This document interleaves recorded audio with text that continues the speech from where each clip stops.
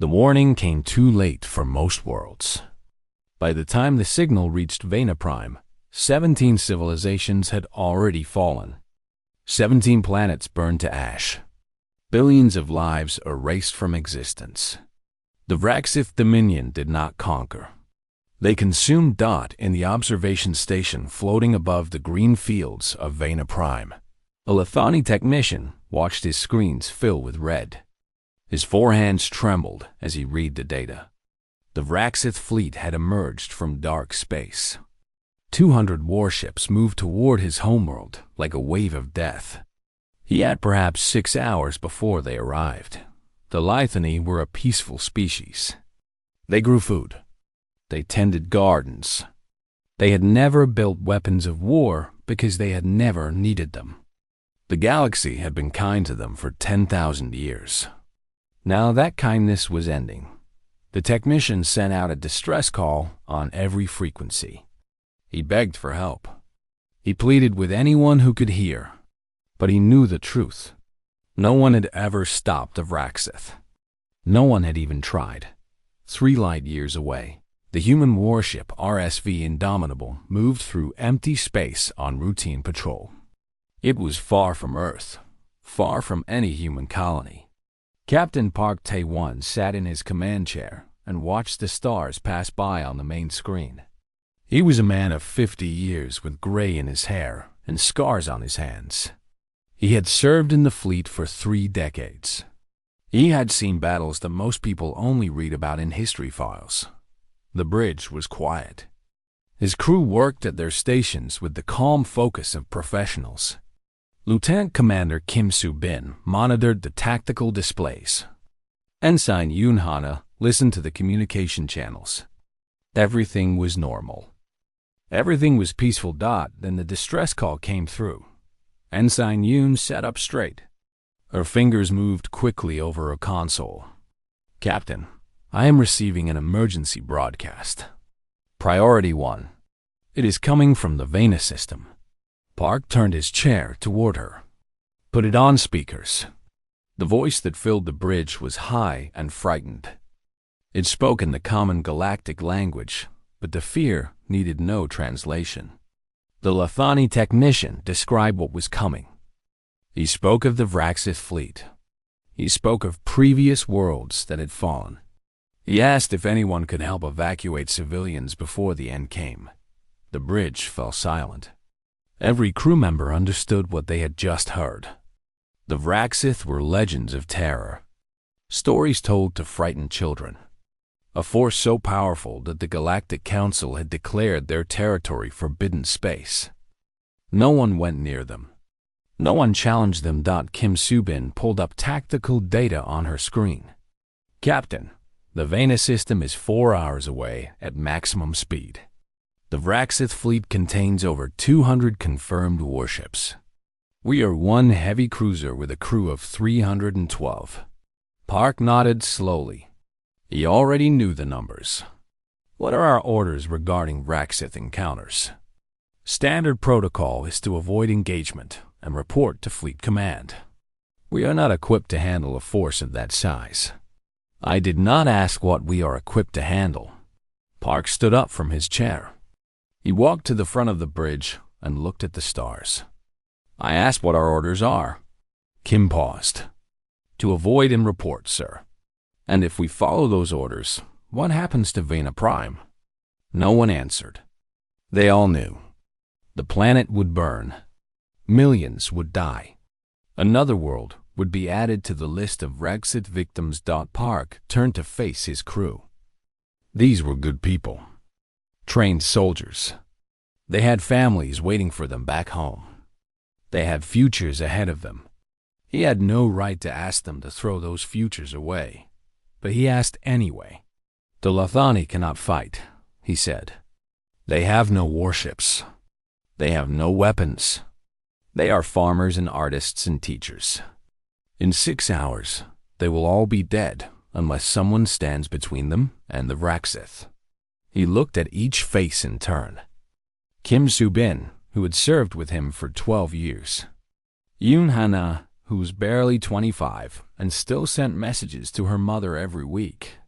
Navigator Choi Seung-ho, who had a daughter he had never met because she was born while he was on deployment. "I will not order you to come with me," Park continued. "This is not a battle we can win. We cannot defeat 200 warships, but we can slow them down. We can buy time for evacuation ships to escape. We can save lives, even if we cannot save the planet." He let the words hang in the air. "Anyone who wishes to transfer to an escape pod may do so. I will record it as authorized departure. There will be no punishment, no shame." The bridge was silent for a long moment. Then Kim Soo-bin spoke. "Sir, I did not join the fleet to run away from fights." Yoon Hana nodded. "My mother always said that courage means being scared and doing the right thing anyway. I am very scared right now, but I am staying." One by one, the others agreed. Navigator Choi, Weapons Officer Lim, every single person on the bridge.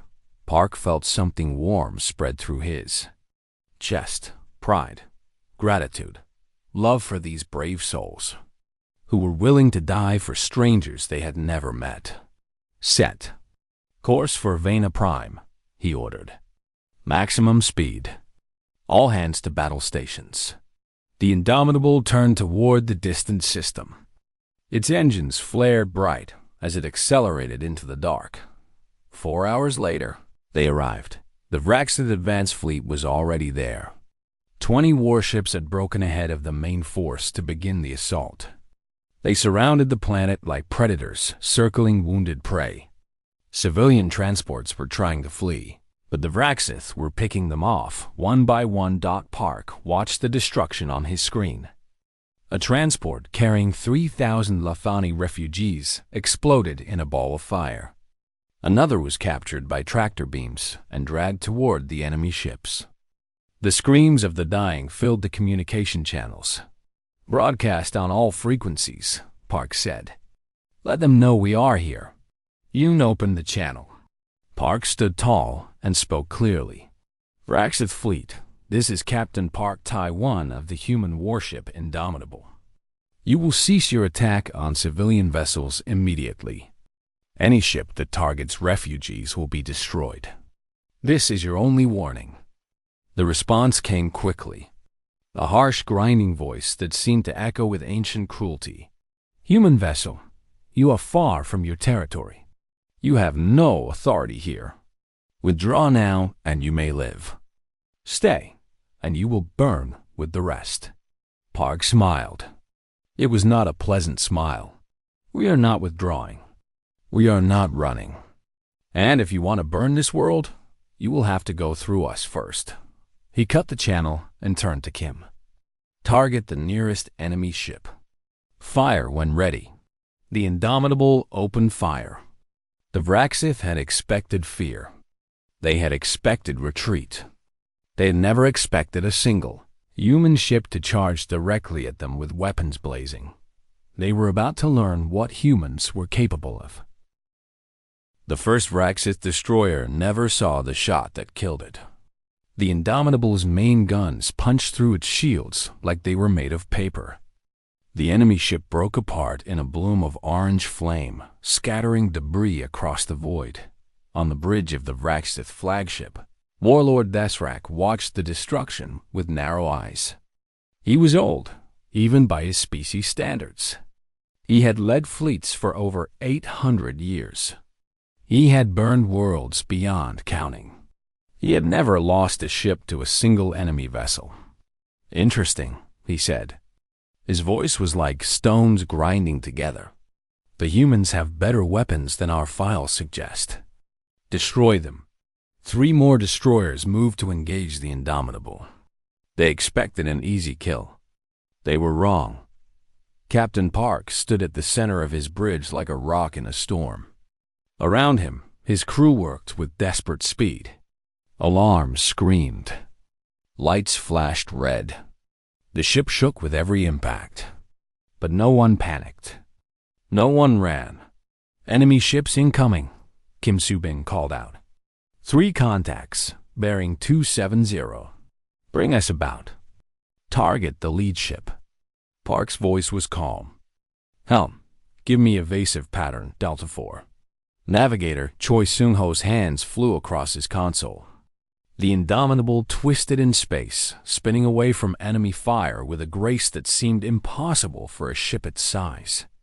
Raxith weapons scored empty void where the human vessel had been moments before. Firing solution ready, the weapons officer announced. Fire. 2 more destroyers died in the next 30 seconds. The third turned to flee, but Kim tracked it with cold precision. One final shot caught its engine core.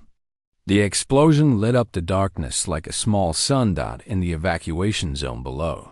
Lathani transport captains watched in amazement. They had expected to die. They had said goodbye to their families. Now a strange ship with alien markings was cutting through their executioners like a blade through soft fruit. Who are they? One captain asked over the radio. Humans, another replied. I have heard stories, but I never believed them. They say humans come from a death world. They say humans never surrender. Are the stories true? A Vraxith cruiser moved to intercept a fleeing transport. The Indomitable appeared from nowhere, placing itself between predator and prey. Its weapons spoke fire and thunder. The cruiser retreated with smoke pouring from its wounds. The stories are true, the second captain whispered. Warlord Desrak was no longer amused. He stood before the tactical display on his flagship and studied the human ship with growing interest.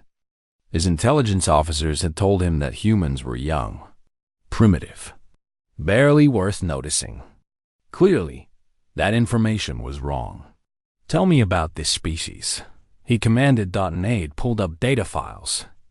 Humans originated from Earth, a Class 4 death world in the outer arm of the galaxy. High gravity, extreme temperature variations, predators, diseases, natural disasters. By all calculations, they should have died out long ago.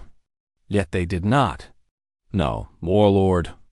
They spread across their world, then to their moon, then to other planets. They have been spacefaring for approximately 300 standard years. Desrak turned this information over in his mind. 300 years was nothing. His own species had conquered the stars for 50,000 years. How could such a young race produce warriors like this? Send the second attack wing, he ordered. 10 ships. I want that human vessel disabled, not destroyed. I wish to study it. Back on the Indomitable, Chief Engineer Baek Dong-hee was fighting his own battle. Deep in the ship's engine room, he worked through fire and smoke to keep the power systems running. His hands were burned. His lungs ached from breathing bad air. But he did not stop. Engineering to bridge, he called. I need to shut down Reactor 2 for repairs. You will have reduced power for the next 20 minutes. Captain Park's voice came back through the static. Can you give me 15? Baek looked at the damaged reactor. Coolant was leaking. Warning lights covered every panel. If he pushed it too hard, the whole thing would explode. 15 minutes, he said. But after that, we either shut down or we blow up. Those are the only choices. Understood. Do what you can. In the medical bay, Dr. Shin Yoonji was receiving the first wave of wounded. A young ensign had been caught in an explosion. His arm was gone below the elbow. 2 technicians had severe burns. A security officer had shrapnel in her chest. Shin moved from patient to patient with steady hands. She had trained for this. She had prepared for this. But training could not fully prepare anyone for the reality of battle injuries. The blood, the screaming, the look in people's eyes when they knew they were dying. You are going to be fine, she told the young ensign as she worked on his wound. Do you hear me? You are going to be fine. He looked up at her with eyes full of pain and fear. Did we save them? The refugees? Shin glanced at the medical bay's small screen. It showed the battle outside. Transports were still escaping. The Indomitable was still fighting. "Yes," she said. "We are saving them." The ensign closed his eyes and smiled. "Good. That is good." On the bridge, Ensign Yoon Hana intercepted a Vraxith communication. Her face went pale as she decoded it. "Captain, the enemy is sending 10 more ships. They want to capture us, not destroy us." Park nodded slowly. "They are curious about us." "Good. Curiosity will make them careless." Kim Soo-bin looked at her captain with something like wonder. "Sir, how are you so calm? We are facing impossible odds." Park was quiet for a moment. When he spoke, his voice was soft. "When I was young, my grandmother told me a story.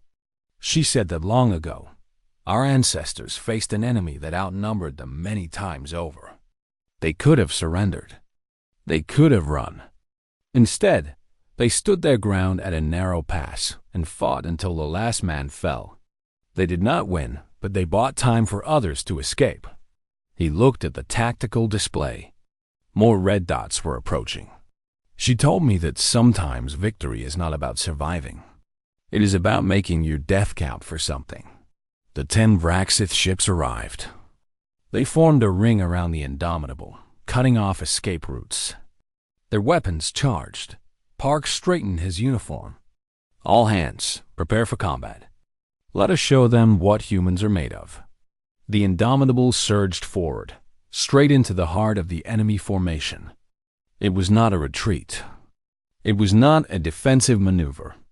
It was a pure attack, bold and reckless and utterly human. The Vraxith had conquered 1,000 worlds. They had crushed every species that stood against them. They had never faced anything like this.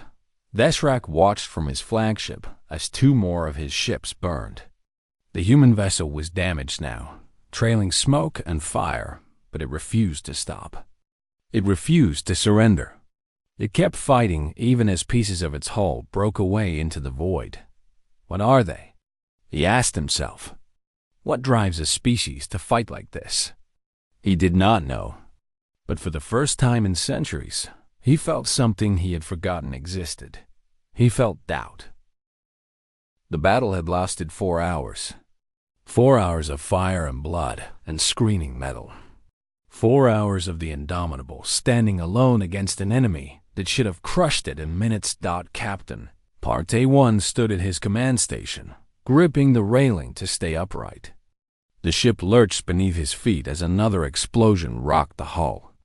Half the lights on the bridge were dark. Smoke drifted through the air. 3 of his bridge officers were dead, their bodies covered with emergency blankets in the corner. But the ship was still fighting. And below them, evacuation transports were still escaping. Status report. Park ordered. Kim Soo-bin wiped blood from a cut on her forehead and checked her displays. Shields are at 12%. Main weapons are operating at 60% capacity. We have hull breaches on decks 4, 7, and 9. Casualty count is 43 dead, 97 wounded. The numbers hit Park like physical blows. 43 of his people gone, 97 more hurt. And the battle was far from over. How many transports have escaped? Yoon Hana answered without looking up from her station. 217 transports have cleared the combat zone. Approximately 800,000 civilians rescued. 800,000 lives. That was what they were fighting for. That was what made every death worthwhile. Enemy movements? Park asked. Kim studied her tactical screen. The main Vraxith fleet is holding position. They have committed 40 ships to the engagement. Warlord Desrak appears to be watching from his flagship. Watching, Park repeated. He wants to see what we will do. Sir, at our current rate of damage, we cannot last another 2 hours. Park knew this. He had known it from the beginning. The Indomitable was never meant to survive this battle. It was meant to buy time. Every minute they fought was another minute for refugees to escape. Every shot they fired was another chance for innocent people to live. "Then we will make these 2 hours count," he said, deep in the ship.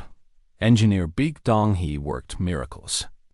The reactor room was a nightmare of broken systems and failing equipment. 2 of his technicians had died when a power conduit exploded. 3 more were wounded so badly they could not work. But Beek kept the engines running through sheer force of will. "Come on," he muttered as he rewired a damaged power coupling. "Come on, you piece of junk. Give me power." The coupling sparked. For a moment, everything went dark. Then the lights flickered back on and the engines roared louder. "Engineering to bridge," Beek called.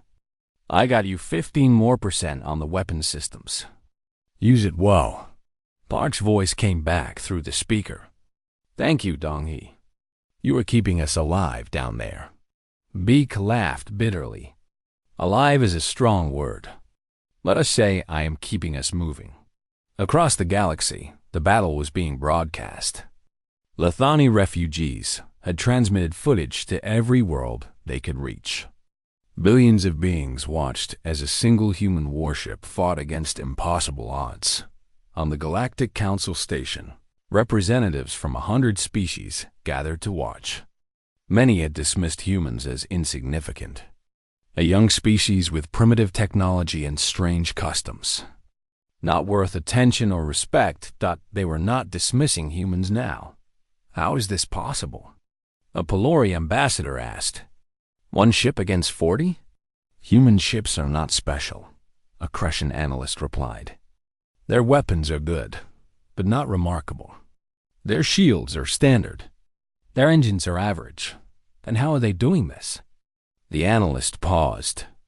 He studied the footage of the Indomitable weaving through enemy fire, always positioning itself between the Vraxith and the fleeing transports. He watched as the damaged ship charged directly at a cruiser 5 times its size, weapons blazing. "It is not the ship," he said finally. "It is the crew. They fight like they have nothing to lose. Like death means nothing to them. But everyone fears death.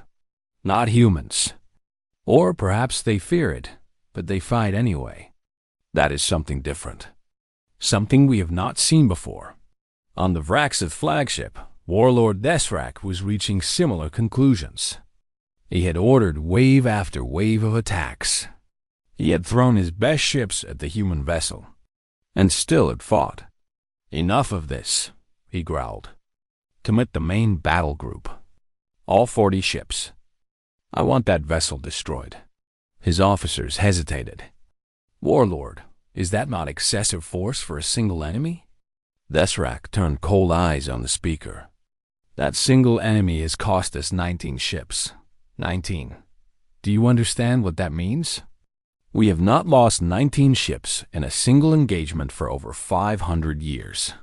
He pointed at the tactical display where the Indomitable burned, but still moved. "That thing is making us look weak. It is showing the galaxy that we can be hurt, that we can be stopped. If we do not destroy it completely, others will be inspired to resist. We cannot allow that." The order went out. 40 Vraxith warships moved as one, forming a massive sphere of death around the human vessel. On the Indomitable's bridge, Kim Soo-bin went pale. "Captain, I am reading a massive energy buildup. The entire Vraxith force is preparing to fire simultaneously." Park looked at the tactical display. There was no escape. No way out. The enemy had them surrounded completely. How long until they fire? 3 minutes. 3 minutes. Park had 3 minutes left to live. His crew had 3 minutes. After all they had done, after all they had sacrificed, it would end in a single devastating blast. He opened a channel to the entire ship. "All hands, this is the captain. I want you to know that I am proud of every single one of you. What we have done here today will be remembered. We have saved 800,000 lives. We have shown the galaxy that the Vraxith can be fought. We have made our deaths mean something." His voice cracked slightly, but he continued. "In a few minutes, the enemy will fire everything they have at us. We cannot survive it. But I want you to keep fighting until the very end. I want them to remember that humans never gave up. I want them to know fear." He paused. "It has been an honor serving with you." The channel closed. Silence fell over the bridge. Then, one by one, his crew began to applaud. They clapped and cheered. These brave souls who were about to die. Yun Hana suddenly straightened at her station. Her eyes went wide. "Captain, I am detecting new contacts. Multiple ships incoming at faster than light speed." Park's heart stopped. "Vraxith reinforcements?" "No, sir." Yoon's voice trembled with emotion. "Human signatures. 12 human warships. They are responding to our distress call. They will arrive in 90 seconds. The bridge erupted in cheers. Kim Soo-bin actually laughed, something Park had never heard her do in 12 years. But Park did not celebrate. He looked at the tactical display. 90 seconds. The Vraxith would fire in 3 minutes. If the human fleet arrived before that, they had a chance. If not, "Helm," he ordered. "All power to engines. We need to stay alive for 90 more seconds." The Indomitable shuddered as it began to move. The Vraxith ships adjusted their positions, tracking the wounded vessel. The countdown continued. Desrak watched from his flagship with growing fury. Reinforcements. The humans had called for help, and help was coming. If a fresh fleet arrived now, everything would change. "Fire," he commanded. "Fire now. Destroy them before the others arrive." "Warlord, the weapons need another 60 seconds to reach full charge. I do not care. Fire everything. Kill them." The Vraxith fleet opened fire. Not at full power, but enough. Energy beams and missiles streaked through space toward the Indomitable. And then the human fleet arrived. 12 warships dropped out of faster than light, traveled directly between the Vraxith and their target. Their shields absorbed the first volley. Their weapons answered with devastating force. The Vraxith had faced one human ship and nearly lost. Now they faced 13. For the first time in 800 years, Warlord Desrak gave an order he had never given before. "All ships, retreat." The Vraxith fleet did not retreat quietly. They fought as they withdrew, their weapons still blazing, their rage burning hot. But they retreated. For the first time in living memory, the Dominion ran from a battle. Warlord Desrak stood on the bridge of his flagship as the stars stretched into lines around him. Faster than light travel carried his battered fleet away from Vena Prime, away from the impossible thing that had just happened. He said nothing. He simply stared at the blackness of space and tried to understand. Behind him, his officers worked in terrified silence. No one wanted to be the first to speak. No one wanted to draw the warlord's attention. They had all seen what happened to officers who deliver bad news. Finally, Desrak spoke. His voice was quiet, which was somehow worse than screaming. "Report." His second-in-command swallowed hard. "We lost 23 ships, Warlord. 14 destroyers, 7 cruisers, 2 heavy carriers. Approximately 40,000 crew dead or captured. From one human ship." "Yes, Warlord." The reinforcements only arrived at the end. Most of our losses came from the single vessel. Desrak turned slowly. His ancient eyes were cold and empty. "How? I do not know, Warlord." "Then find out." Desrak walked toward his private chambers. "I want every piece of data we have on humans. Their history, their biology, their psychology.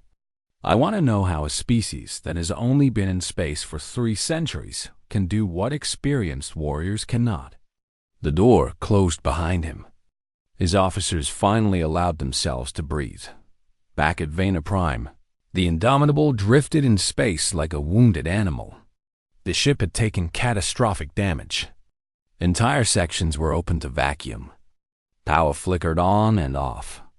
The engines produced barely enough thrust to maintain position, but it was still there. It had survived. Captain Park Tae-won sat in his command chair and watched the human relief fleet take up defensive positions around the planet. The battle was over. They had won. Or at least, they had not lost. "Casualty report," he said. His voice was hoarse from hours of giving orders. Kim Soo-bin checked her console. Her hands were steady, but her eyes were red from exhaustion and grief. 57 dead. 112 wounded. 47 critical. 57. Park felt each name like a weight on his chest. He knew all of them. He had eaten meals with them. He had celebrated their birthdays. He had promised their families that he would bring them home safe. The ship? Extensive damage across all decks. Engineering estimates 6 months minimum for full repairs. "Honestly, sir, I am amazed we are still alive." Park nodded slowly. He was amazed, too. By all logic, they should be dead. The Vraxith should have destroyed them in the first hour. Instead, they had held for 4 hours and saved nearly 1 million lives.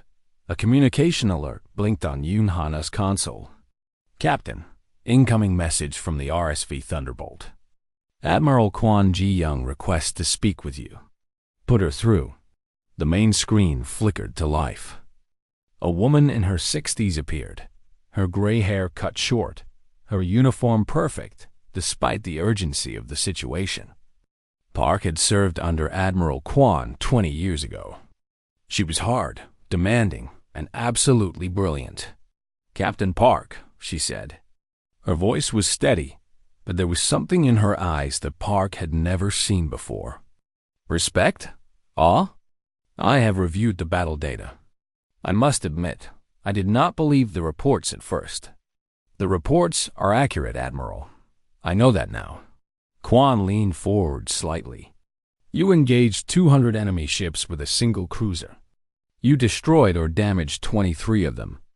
You held your position for over 4 hours while evacuation transports escaped.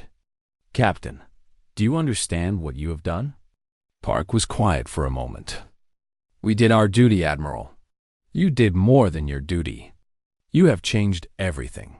Kwon's eyes were intense. "The Vraxith have terrorized this region of space for thousands of years. They have destroyed civilizations that were old when humanity was still living in caves. No one has ever stopped them. No one has ever made them retreat." She paused. "Until today. Until you." Park looked at his damaged bridge, at his exhausted crew, at the bodies covered in the corner. "We paid a heavy price, Admiral." "I know. And those who died will be honored. But their sacrifice means something. Right now, the footage of this battle is spreading across the galaxy. Every species that has ever feared the Vraxith is watching. They are seeing something they never thought possible. What happens now?" Kwon sat back. "Now? Now we show the galaxy that humans protect their friends. I have received authorization to establish a permanent defense force in this sector. Any species that wants our protection will have it." On the Lithani homeworld below, millions of survivors gathered around screens to watch the human fleet. They had been hours from extinction. Their cities had been targeted. Their children had been marked for death. And then a single alien ship had appeared and fought like nothing they had ever seen. The Lithani. Prime Minister addressed her people. Her voice trembled with emotion. "Today we witnessed something extraordinary. A species we had barely heard of risked everything to save us. They had no obligation to help us. We were strangers to them. And yet they stood in the path of our destruction and refused to move." She paused to collect herself. "We owe them a debt we can never repay." but we can honor their sacrifice by remembering, by telling our children and our children's children what humans did for us this day. In the medical bay of the Indomitable, Dr. Shin Yoonji finally stopped working. She had been treating patients for 6 hours straight. Her hands were stained with blood. Her back ached from bending over operating tables. She had saved 39 lives. She had lost 18. Now she sat alone in a quiet corner and let herself cry. Silent tears rolled down her cheeks as exhaustion and grief finally overwhelmed her. She cried for the young ensign who had bled out despite her best efforts. She cried for the engineer who had died with his family's photograph in his hand. She cried for all of them. A hand touched her shoulder. She looked up to find Captain Park standing beside her. "You did well, Doctor," he said softly. "You saved lives. Not enough. There is never enough. That is the curse of this job. We do everything we can, and it is never enough." Park sat down beside her. "But we still try.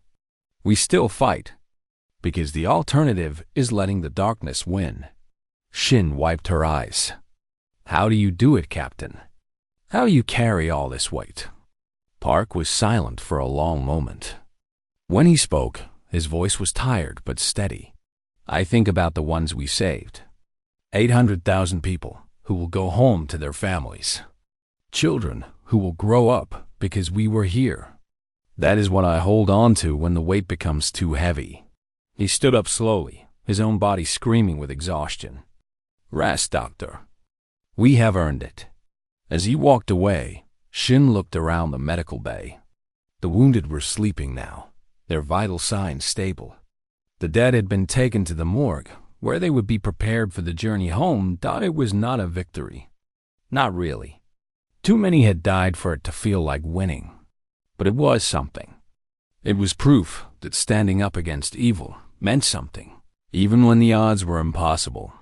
Outside the ship, the stars burned cold and distant. But somewhere out there, the Vraxith were running. Somewhere out there, other species were watching the footage and feeling hope for the first time in generations. The galaxy was changing. And it had started with one ship that refused to run away. 1 month after the Battle of Vena Prime, the galaxy was still talking. The footage had spread to every inhabited world, every space station, every colony ship drifting between stars. Billions had watched the lone human vessel charge into the heart of the Vraxith fleet. Billions had seen it fight and bleed and refuse to surrender. The image of the Indomitable standing between predators and prey had become a symbol of something. New hope on the Galactic Council station. Representatives from dozens of species gathered for an emergency session. For the first time in centuries, humanity had been invited to send a delegation. The great powers of the galaxy wanted to know more about these strange beings from a death world, who fought like demons possessed. Admiral Kwan. Ji Young represented Earth. She stood before the assembly in her dress uniform, her back straight, her eyes steady. Behind her, a holographic display showed the Indomitable in its current state. Battered, scarred, but still intact. Still alive. "You have questions," she said. "Ask them." A Pelori ambassador rose first. His species was old and cautious, known for avoiding conflict at all costs. "Why did your ship intervene? The Lathani are not your allies. You had no treaty with them. No obligation." Kwan considered the question. "You are correct. We had no obligation. But we have a saying on Earth. The only thing necessary for evil to triumph is for good people to do nothing." She gestured at the holographic image. Captain Park and his crew were good people. They saw innocent lives being taken. They could have walked away. Instead, they chose to fight. "That is who we are." A Crescent delegate spoke next. His species had survived by hiding from the Vraxith for thousands of years, never drawing attention, never resisting. "Your people are young, inexperienced. How did a single ship cause such damage to the Dominion? We are young, Quan agreed. But our history is not peaceful. Humanity has spent most of its existence at war with itself. We have fought over land, resources, beliefs, pride. We have invented weapons that could destroy our entire planet. We have come close to extinction more than once. She paused, letting the words sink in. This has made us very good at one thing: fighting. Not because we enjoy it, because we had no choice. Survival on Earth requires strength. We learned that lesson before we even reached the stars. The chamber fell silent. Many species looked at humanity differently now.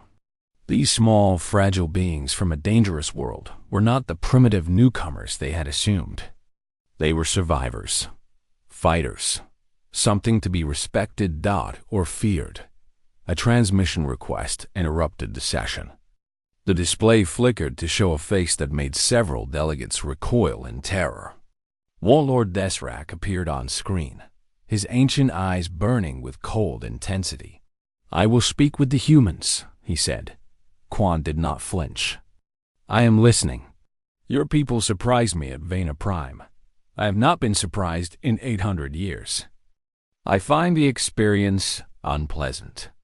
You will find many unpleasant experiences if you continue attacking worlds under our protection. Desrak made a sound that might have been laughter. Protection. You offer protection now? One ship does not make you a power in this galaxy. That one ship destroyed 23 of yours. The warlord's expression did not change, but something flickered in his eyes. I have studied your species since the battle. Your history. Your wars. Your weapons. You are more dangerous than I realized. We prefer peace, Quan said. But we do not run from those who threaten the innocent. Then hear me, human. Desrak leaned forward. The Vraxith do not forgive. We do not forget. You have made enemies of us. Eventually, we will come for you. We will bring fleets that blacken the stars. We will burn your worlds and scatter your ashes across the void. Quan smiled. It was the same smile Captain Park had worn when the Vraxith first demanded his surrender. You are welcome to try. We will be waiting. The transmission ended. The chamber erupted in nervous whispers. Several delegates looked at Quan with something like admiration. Others looked afraid. On Earth, the crew of the Indomitable received a hero's welcome. The ship was too damaged to land, so it remained in orbit while shuttles brought the survivors down to the surface. Millions gathered to watch them arrive. Captain Park Taewon stepped off the shuttle first. He was still recovering from his injuries, and he walked with a slight limp. But his back was straight, and his eyes were clear. Behind him came his crew, Kim Soo-bin, Yoon Hana, Baek Dong-hee, Shin Yoon-ji, and all the others who had survived. The crowd roared. People cheered and waved flags and cried tears of pride. Park looked at them all and felt something he had not expected. Humility. They were calling him a hero. They were saying he had changed history. But all he could think about were the 57 empty spaces where his crew members should have been standing. All he could see were the faces of the dead. Later that night, he visited the memorial that had been built for the fallen. 57 names carved in black stone. 57 lives given so that strangers could live. He stood before it for a long time, reading each name, remembering each face. They deserve better, he said quietly. A voice answered from behind him. They would be proud of what they achieved. Park turned to find Dr. Shin standing there. She had recovered well in the past month, but she still had shadows under her eyes. The battle had changed her, as it had changed them all. We did not win, Park said. We survived. There is a difference. We saved 800,000 lives. We made the Vraxith retreat. We showed the galaxy that they can be stopped. Shin walked to stand beside him. That sounds like victory to me. Park looked back at the memorial. The Raxith will come back. You heard what Desrak said. They will bring everything they have and try to destroy us. Then we will fight them again, and more people will die. Yes. Shin's voice was sad but steady. More people will die. That is the price of standing up against evil. But the alternative is letting evil win. Letting them burn world after world while we hide in safety. She touched his arm gently. You made the right choice, Captain. When it mattered most, you chose to protect the innocent. That is what humans do. That is who we are. Park was quiet for a long moment. Then, slowly, he nodded. 6 months later, the RSV Indomitable launched again. The ship had been rebuilt from the hull up, stronger than before. New weapons. New shields. A new crew to replace those who have been lost. But some things remained the same. Captain Park Tae-won sat in his command chair. Kim Soo-bin stood at her tactical station. Yoon Ha-na monitored the communication channels. The bridge hummed with quiet efficiency as the ship moved away from Earth orbit. Captain, Yoon called out. Incoming transmission from Galactic Council. Multiple species are requesting alliance talks. They want to join a defense coalition against the Vraxith. Park allowed himself a small smile. It seems we have made some friends. Sir, Kim added. Fleet Command reports that 12 more human warships have completed construction. The first squadron of the new Galactic Defense Force is ready for deployment. Park nodded. The Vraxith had wanted to teach the galaxy fear. Instead, they had taught it hope. They had shown that resistance was futile, and one human crew had proven them wrong. Now species that had hidden for millennia were stepping forward, ready to fight alongside humanity. The darkness was still out there. The Vraxith were still a threat, but they were no longer invincible. They were no longer unstoppable. One ship had changed everything, and that change was spreading across the stars like light pushing back against the night. Set course for the frontier, Park ordered. There is work to do. The Indomitable accelerated into the darkness. Behind it, Earth grew small, then vanished into the field of stars. Ahead lay danger, uncertainty, and enemies beyond counting. But the humans were not afraid. They had stared into the face of extinction and refused to blink. They had stood in the path of evil and held their ground. Whatever came next, they would face it the same way. Together. Unbroken. Human. The galaxy would never be the same.